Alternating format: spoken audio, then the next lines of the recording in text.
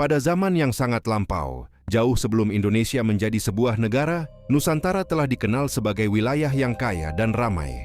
Pulau-pulau hijau terbentang luas, lautan biru menghubungkan satu daratan dengan daratan lain, dan angin membawa kapal-kapal dari berbagai penjuru dunia. Nusantara bukanlah wilayah yang terisolasi, melainkan sebuah persimpangan besar peradaban. Sejak awal Masehi, para pelaut dan pedagang dari India, Cina, dan wilayah Asia lainnya telah menjelajahi lautan demi mencari rempah-rempah, emas, dan hasil bumi yang hanya bisa ditemukan di wilayah Nusantara. Letak geografis Indonesia yang berada di antara dua benua dan dua samudra menjadikannya tempat singgah yang strategis dalam jalur perdagangan internasional. Melalui hubungan dagang inilah, Nusantara mulai bersentuhan dengan kebudayaan besar dari India, yaitu Hindu dan Buddha. Awalnya, para pedagang India datang hanya untuk berdagang. Mereka berlabuh di pelabuhan-pelabuhan penting seperti di pesisir Sumatera dan Jawa. Namun, pertemuan yang terus-menerus antara pedagang asing dan masyarakat lokal lambat laun membuka jalan bagi pertukaran budaya. Tidak hanya barang dagangan yang dipertukarkan, tetapi juga gagasan, kepercayaan, dan cara pandang terhadap kehidupan. Masyarakat Nusantara pada masa itu dikenal sebagai masyarakat yang terbuka. Mereka telah memiliki kebudayaan sendiri, sistem kepercayaan lokal, serta tradisi yang kuat. Karena sifat keterbukaan inilah, kebudayaan Hindu-Buddha tidak datang sebagai paksaan, melainkan diterima secara selektif dan damai. Para ahli sejarah kemudian mencoba menjelaskan bagaimana sebenarnya Hindu-Buddha bisa masuk ke Indonesia. Dari sinilah lahir beberapa teori. Teori pertama dikenal sebagai teori Brahmana. Menurut teori ini, penyebaran Hindu-Buddha dilakukan oleh kaum Brahmana, yaitu para pendeta dari India. Para penguasa lokal di Nusantara diyakini mengundang kaum Brahmana untuk memimpin upacara keagamaan dan memberi legitimasi kekuasaan. Hal ini diperkuat oleh temuan prasasti-prasasti awal di Indonesia yang menggunakan bahasa Sanskerta dan huruf Palawa, bahasa yang hanya dikuasai oleh kaum terpelajar pada masa itu. Teori kedua adalah teori ksatria. Teori ini menyatakan bahwa Hindu-Buddha dibawa oleh golongan ksatria atau bangsawan India yang datang ke Nusantara, baik melalui penaklukan maupun pernikahan politik. Namun, teori ini memiliki kelemahan karena tidak ditemukan bukti kuat tentang penaklukan militer India terhadap wilayah Nusantara. Selanjutnya adalah teori Vaishya. Teori ini menjelaskan bahwa penyebaran Hindu-Buddha dilakukan oleh para pedagang India. Para pedagang ini tidak hanya menjual barang, tetapi juga memperkenalkan kebudayaan dan kepercayaan mereka kepada masyarakat setempat. Mengingat ramainya jalur perdagangan di Nusantara, teori ini dianggap cukup masuk akal oleh banyak sejarawan. Namun, ada satu teori yang semakin mendapat perhatian, yaitu teori arus balik. Teori ini menekankan peran aktif bangsa Indonesia sendiri.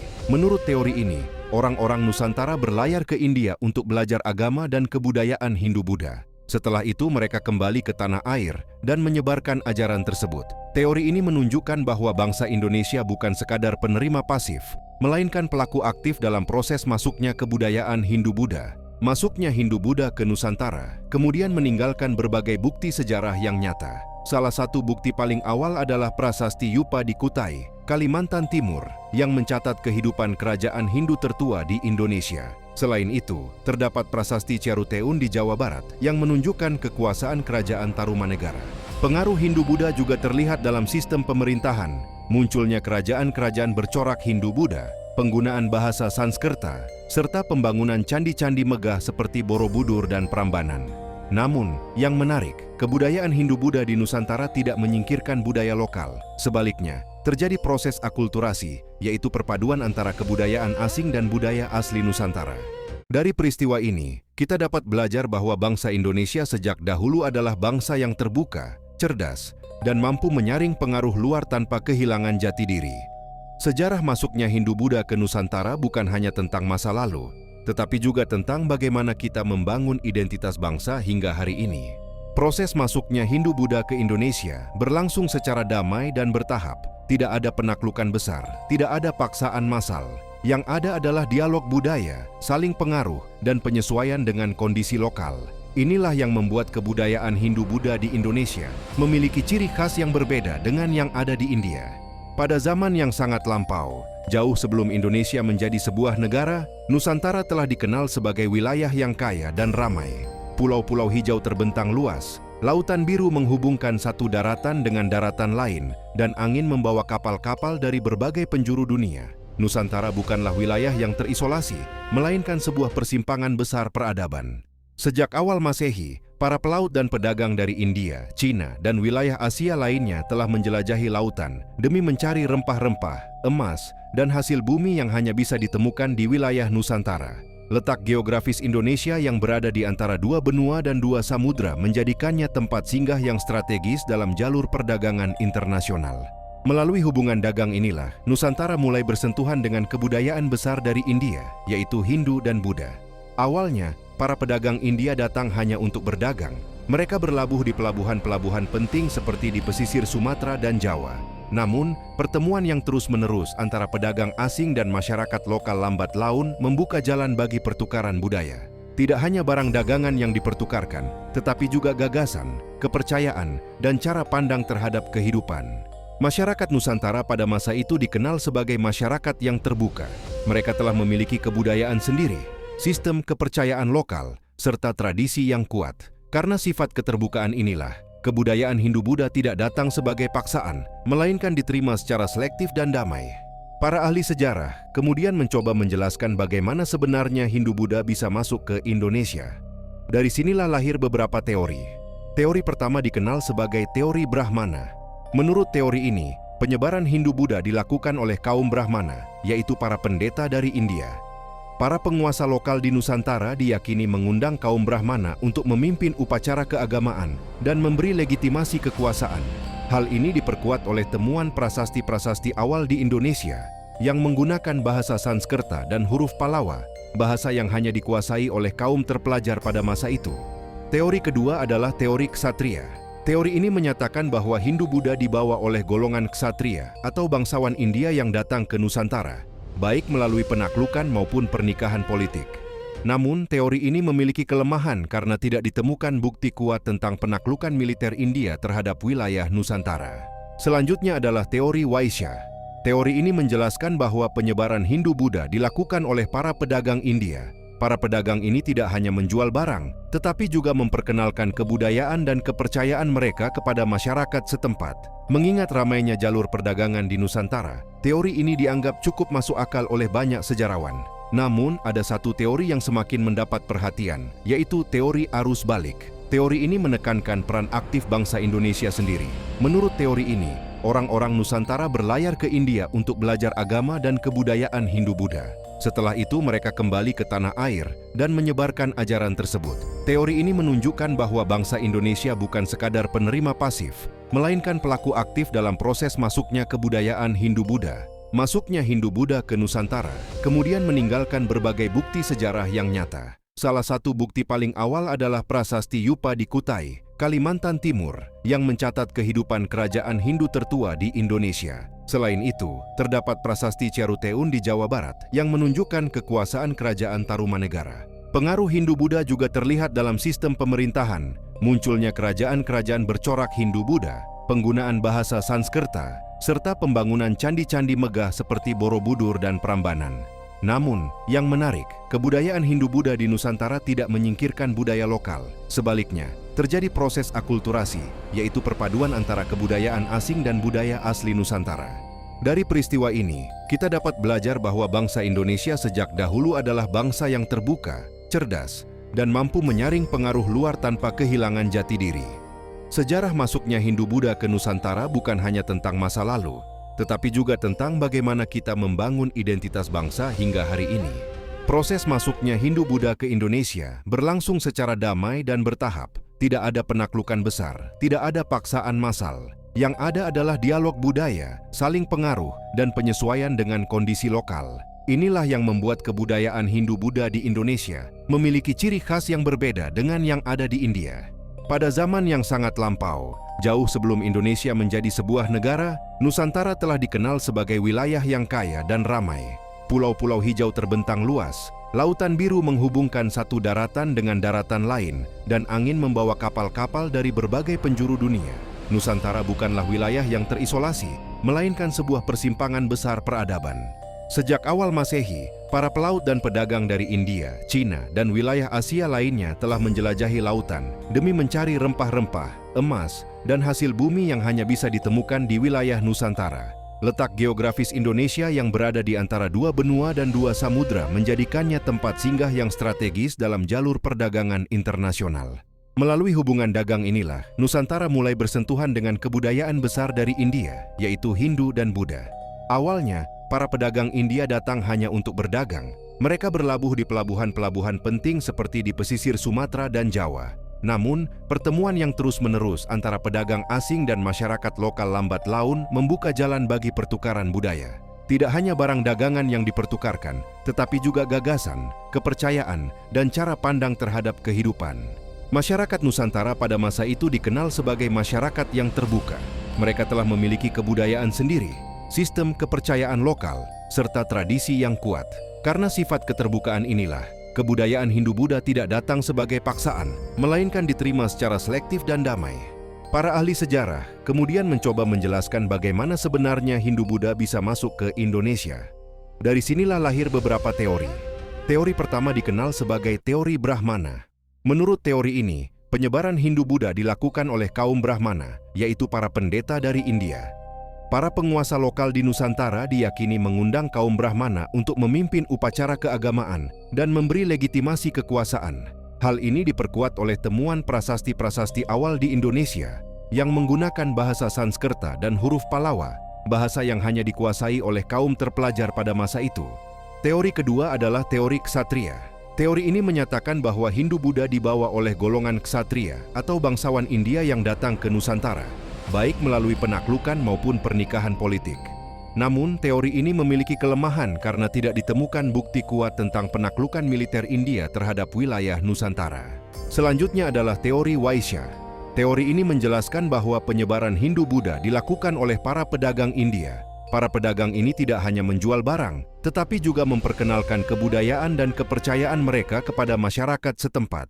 Mengingat ramainya jalur perdagangan di Nusantara, teori ini dianggap cukup masuk akal oleh banyak sejarawan.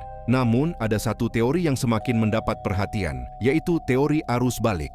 Teori ini menekankan peran aktif bangsa Indonesia sendiri. Menurut teori ini, orang-orang Nusantara berlayar ke India untuk belajar agama dan kebudayaan Hindu-Buddha. Setelah itu mereka kembali ke tanah air dan menyebarkan ajaran tersebut.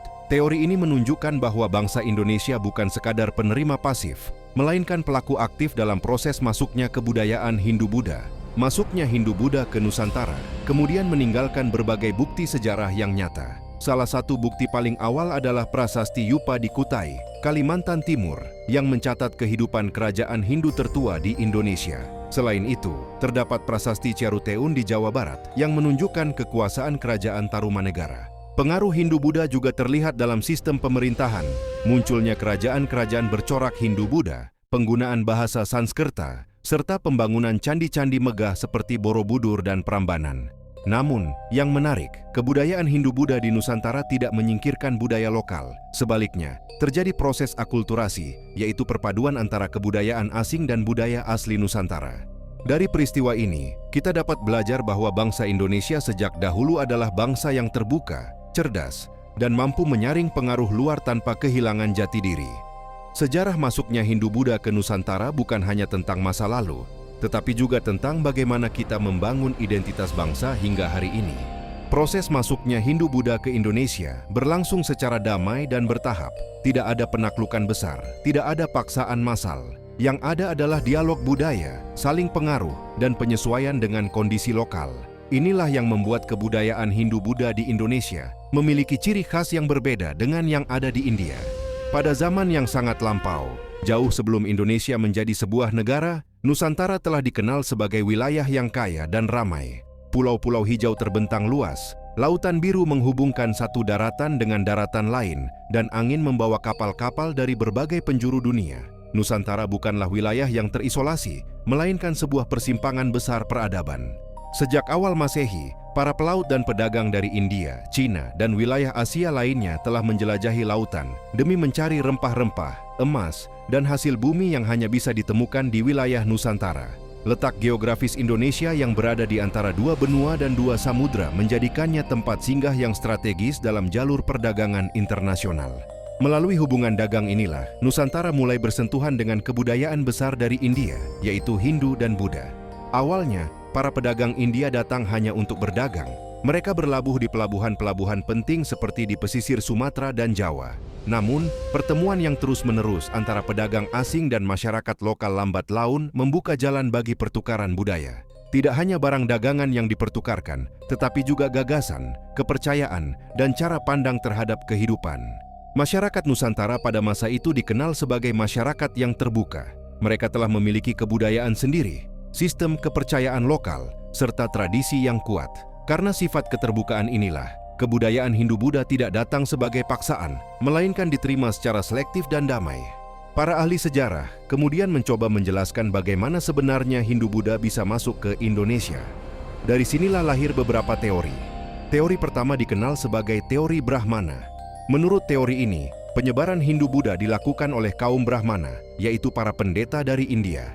Para penguasa lokal di Nusantara diyakini mengundang kaum Brahmana untuk memimpin upacara keagamaan dan memberi legitimasi kekuasaan. Hal ini diperkuat oleh temuan prasasti-prasasti awal di Indonesia yang menggunakan bahasa Sanskerta dan huruf Pallava, bahasa yang hanya dikuasai oleh kaum terpelajar pada masa itu. Teori kedua adalah teori ksatria. Teori ini menyatakan bahwa Hindu-Buddha dibawa oleh golongan ksatria atau bangsawan India yang datang ke Nusantara, baik melalui penaklukan maupun pernikahan politik.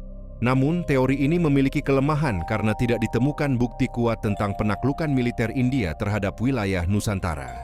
Selanjutnya adalah teori Vaishya. Teori ini menjelaskan bahwa penyebaran Hindu-Buddha dilakukan oleh para pedagang India. Para pedagang ini tidak hanya menjual barang, tetapi juga memperkenalkan kebudayaan dan kepercayaan mereka kepada masyarakat setempat. Mengingat ramainya jalur perdagangan di Nusantara, teori ini dianggap cukup masuk akal oleh banyak sejarawan. Namun, ada satu teori yang semakin mendapat perhatian, yaitu teori arus balik. Teori ini menekankan peran aktif bangsa Indonesia sendiri. Menurut teori ini, orang-orang Nusantara berlayar ke India untuk belajar agama dan kebudayaan Hindu-Buddha. Setelah itu mereka kembali ke tanah air dan menyebarkan ajaran tersebut. Teori ini menunjukkan bahwa bangsa Indonesia bukan sekadar penerima pasif, melainkan pelaku aktif dalam proses masuknya kebudayaan Hindu-Buddha. Masuknya Hindu-Buddha ke Nusantara kemudian meninggalkan berbagai bukti sejarah yang nyata. Salah satu bukti paling awal adalah prasasti Yupa di Kutai, Kalimantan Timur, yang mencatat kehidupan kerajaan Hindu tertua di Indonesia. Selain itu, terdapat prasasti Ciaruteun di Jawa Barat yang menunjukkan kekuasaan kerajaan Tarumanegara. Pengaruh Hindu-Buddha juga terlihat dalam sistem pemerintahan. Munculnya kerajaan-kerajaan bercorak Hindu-Buddha, penggunaan bahasa Sanskerta, serta pembangunan candi-candi megah seperti Borobudur dan Prambanan. Namun, yang menarik, kebudayaan Hindu-Buddha di Nusantara tidak menyingkirkan budaya lokal. Sebaliknya, terjadi proses akulturasi, yaitu perpaduan antara kebudayaan asing dan budaya asli Nusantara. Dari peristiwa ini, kita dapat belajar bahwa bangsa Indonesia sejak dahulu adalah bangsa yang terbuka, cerdas, dan mampu menyaring pengaruh luar tanpa kehilangan jati diri. Sejarah masuknya Hindu-Buddha ke Nusantara bukan hanya tentang masa lalu, tetapi juga tentang bagaimana kita membangun identitas bangsa hingga hari ini. Proses masuknya Hindu-Buddha ke Indonesia berlangsung secara damai dan bertahap. Tidak ada penaklukan besar, tidak ada paksaan massal. Yang ada adalah dialog budaya, saling pengaruh, dan penyesuaian dengan kondisi lokal. Inilah yang membuat kebudayaan Hindu-Buddha di Indonesia memiliki ciri khas yang berbeda dengan yang ada di India.